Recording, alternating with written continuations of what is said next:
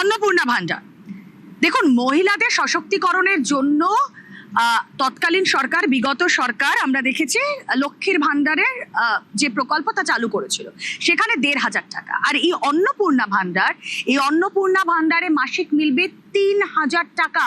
মহিলাদের জন্য মাসিক ৩০০০ টাকা অন্নপূর্ণা ভান্ডারে। অন্নপূর্ণা ভান্ডার চালু হবে ১ জুন থেকে, এবং যেভাবে বিজেপি ভোটবঙ্গে প্রতিশ্রুতি দিয়েছিল, মুখ্যমন্ত্রী সরকার গঠনের পর আমরা দেখলাম প্রথম যে মন্ত্রিসভার বৈঠক সেখান থেকে ঘোষণা করে দিয়েছেন ব্যাটন নিয়ে প্রতিশ্রুতি পূরণ। কি বলছেন অগ্নিমিত্রা পল, নারী ও শিশু কল্যাণ মন্ত্রী? শুনবেন।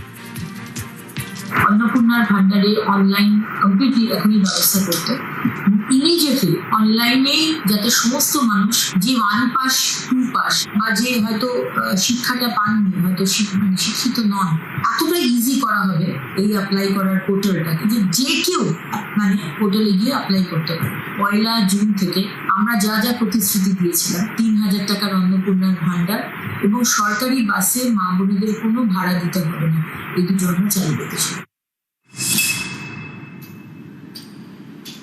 ১ জুন থেকেই রাজ্যের মহিলারা পাবেন অন্নপূর্ণা ভান্ডার। আসুন কথা বলি এ নিয়ে, সুস্মিতা প্রতিনিধি রয়েছেন সঙ্গে। সুস্মিতা, আমরা অনেক সময় দেখি ভোটবঙ্গে রাজনৈতিক ব্যক্তিত্বরা যে প্রতিশ্রুতি দেন সেই প্রতিশ্রুতি পূরণ হয় না, অর্থাৎ প্রতিশ্রুতি এবং প্রতিশ্রুতি পূরণের মধ্যে একটা গ্যাপ থেকে যায়, কিন্তু সেই গ্যাপটা থাকলো না, প্রতিশ্রুতি পূরণও হচ্ছে ১ জুন থেকে।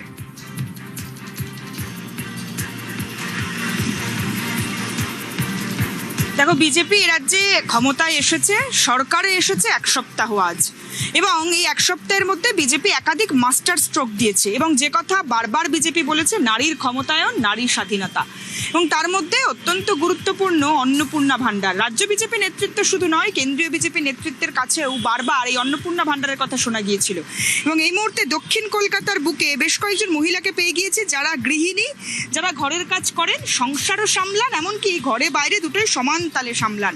তাদের সঙ্গে একটু কথা বলে জানার চেষ্টা করব যে অন্নপূর্ণা ভান্ডার তাদের কাছে কতটা গুরুত্বপূর্ণ। অন্নপূর্ণা ভান্ডার পাবেন, ৩০০০ টাকা করে পাবেন, জুন মাস থেকে ঢুকবে, এটা ভালো।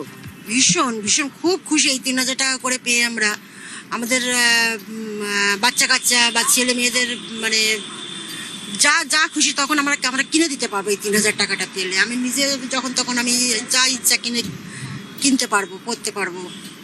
আচ্ছা, আগে তো ১৫০০ টাকা দেওয়া হতো, আপনার সঙ্গে একটু কথা বলি, আগে তো ১৫০০ টাকা দেওয়া হতো, এখন ৩০০০, ডাবল করা হচ্ছে। এবং শুধু তাই না, সরকার তৈরির আগে যে কথা বলা হয়েছিল, সরকার তৈরির 1 সপ্তাহ মাত্র হয়েছে, তার মধ্যেই সেই প্রতিশ্রুতি পূরণের একটা কথা বা একেবারে ডেট বেঁধে দেওয়া, জুন মাস থেকে আপনারা পাবেন। এটাকে কেমন লাগছে?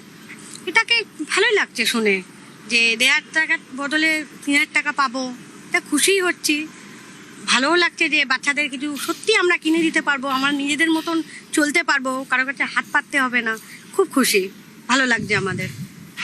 সরকার গঠন হয়েছে, ৩০০০ টাকা করে পাবেন, সংসার সামলাবেন, তার সঙ্গে নিজের ইচ্ছেও তো পূরণ হবে।